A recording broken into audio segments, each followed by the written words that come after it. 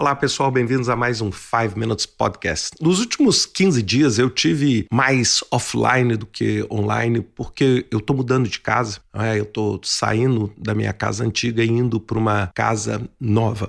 Agora, isso tem a ver o quê com esse podcast? É porque eu quero contar um pouquinho a história da saga de como um gerente de projetos enxerga o próprio projeto e dos desafios que a gente tem. Bem, eu vendi a minha casa antiga e comprei um apartamento novo há aproximadamente alguns meses atrás, ou seja, não foi ontem. E eu gastei um tempo razoável planejando e decidi fazer a mudança nesse período do ano, no início do ano, porque é um tempo para mim um pouco mais tranquilo, onde eu pudesse me dedicar. E eu juro para vocês, assim, eu fiz um planejamento do melhor que eu pude. Eu planejei porque eu decidi também fazer uma pequena, bem pequena, renovação no apartamento que eu tinha comprado, pintar algumas paredes, organizar o meu estúdio, etc. E eu decidi concentrar. Bem, eu vou desmontar a casa antiga. Enquanto eu desmonto a casa antiga, eu renovo o apartamento novo. Quando a casa antiga estiver desmontada, eu movo. Olha só, bem simples, né? Bem, não tenho nem dúvida de que você já sabe o resultado. É um pesadelo completo. E o que eu pude aprender com isso, né? Mesmo eu tendo 30 anos mexendo com projetos. Primeira coisa que eu aprendi é o seguinte: não interessa o quanto você se dedicou a planejamento.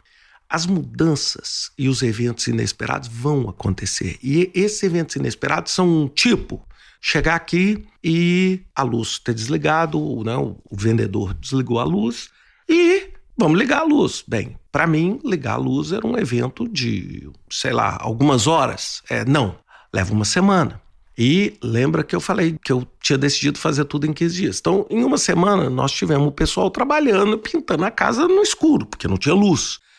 A segunda coisa, vamos pregar isso aqui do estúdio. Aí na hora que você olha, porque o apartamento que eu comprei é um apartamento retrofitado, ou seja, era um prédio muito, muito antigo, do século XVIII, e as paredes colocaram gesso ou pladur, né, nessas paredes. E aí, vamos pregar. Poxa, mas é pladur, não segura, tem que fazer reforço. Chega ao ponto de que você tem coisas inesperadas todos os dias. A segunda coisa, para você entregar no prazo, você tem que se comprometer e fazer o que tem que fazer. Então, só para dar um exemplo para vocês, eu dirigi 28 quilômetros para entregar para o funcionário que está fazendo a reforma um pacote de parafusos. Quase meia-noite.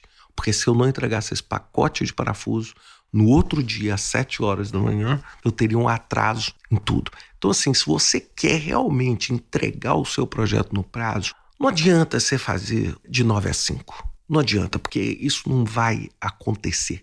Você tem que dedicar. E é por isso que, por exemplo, nesses últimos 15 dias, eu praticamente estive ausente de tudo. Por quê? Porque se eu não fizesse isso, eu simplesmente não conseguiria fazer. Terceiro aprendizado que eu queria, e esse talvez seja o mais importante, é aquele gráfico que mostra o esforço ao longo do tempo.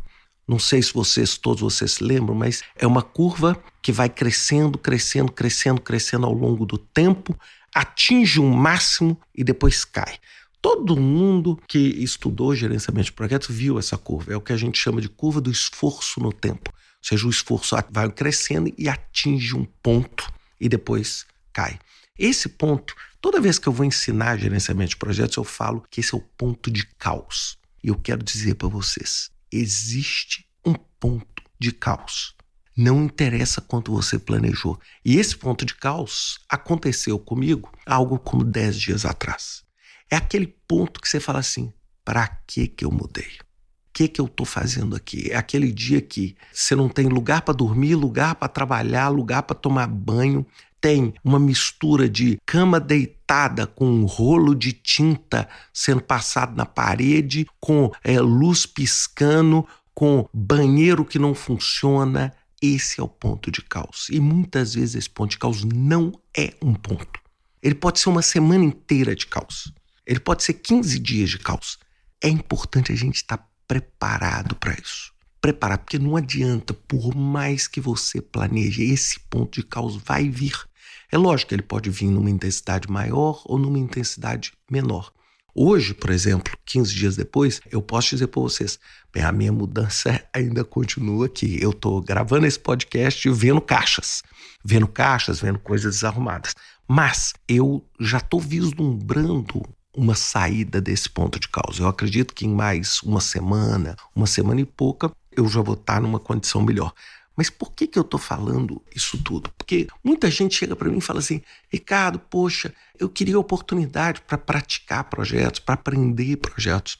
Bem, olha só, até mudar de casa é uma oportunidade para você aprender, é para você entender e para você ver os desafios. Então não perde essa oportunidade. Poxa, de novo, mexendo com isso o tempo inteiro, vocês não têm ideia o tanto que eu aprendi.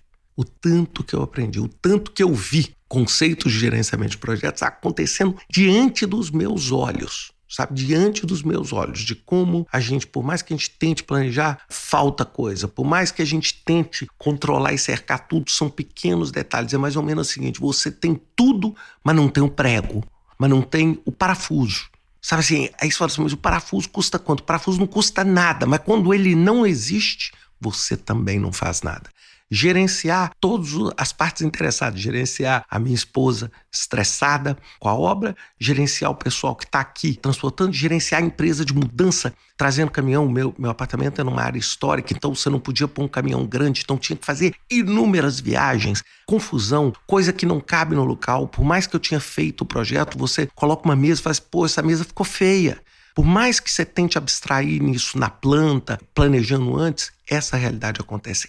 Esteja só preparado para isso e tire a vantagem e o aprendizado para transformar você numa pessoa mais capaz e mais resiliente para os projetos do futuro. Espero que vocês tenham gostado de um podcast diferente e vejo vocês na semana que vem e, se tudo ajudar, com essa minha mudança concluída. Um abraço para vocês, ótima semana para todos.